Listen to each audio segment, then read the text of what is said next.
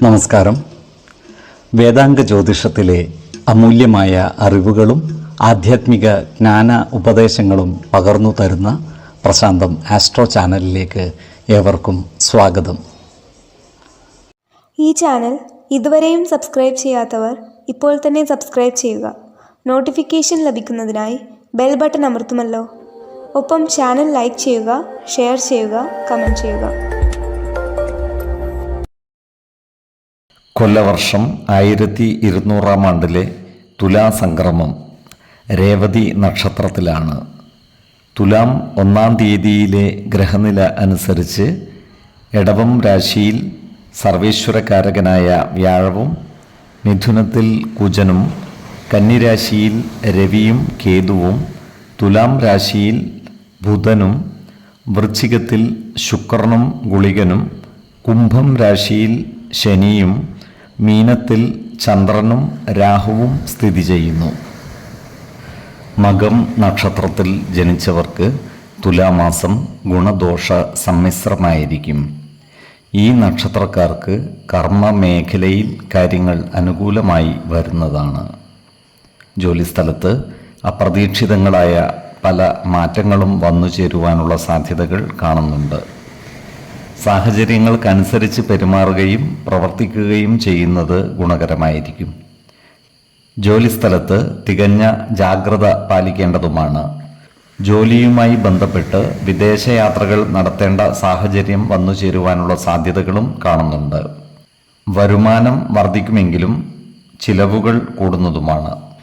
അതിനാൽ സാമ്പത്തിക കാര്യങ്ങൾ കൈകാര്യം ചെയ്യുമ്പോൾ പ്രത്യേക ശ്രദ്ധ പുലർത്തുന്നത് ഗുണകരമായിരിക്കും. മറ്റുള്ളവരിൽ നിന്നും സുഖകരമല്ലാത്ത അനുഭവങ്ങൾ വന്നു ചേരുവാനുള്ള സാധ്യതകൾ കാണുന്നുണ്ട്.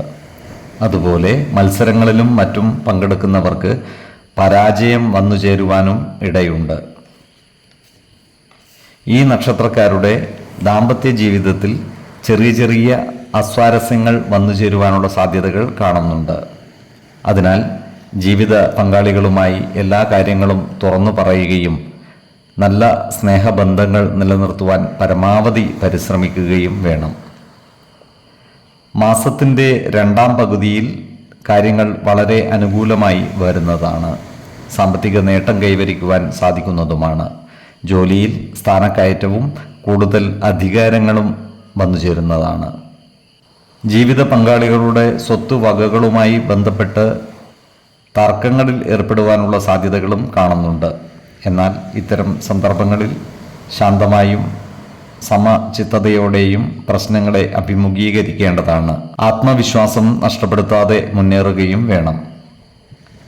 ഈ നക്ഷത്രക്കാർ ആരോഗ്യകാര്യങ്ങളിൽ ഒരു പ്രത്യേക ശ്രദ്ധ പുലർത്തി മുന്നോട്ട് നീങ്ങുന്നത് ഗുണകരമായിരിക്കും.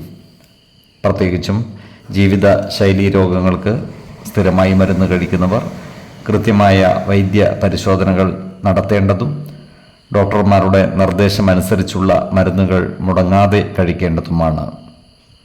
6, 16, 29 തീയതികൾ അനുകൂലമാണ്.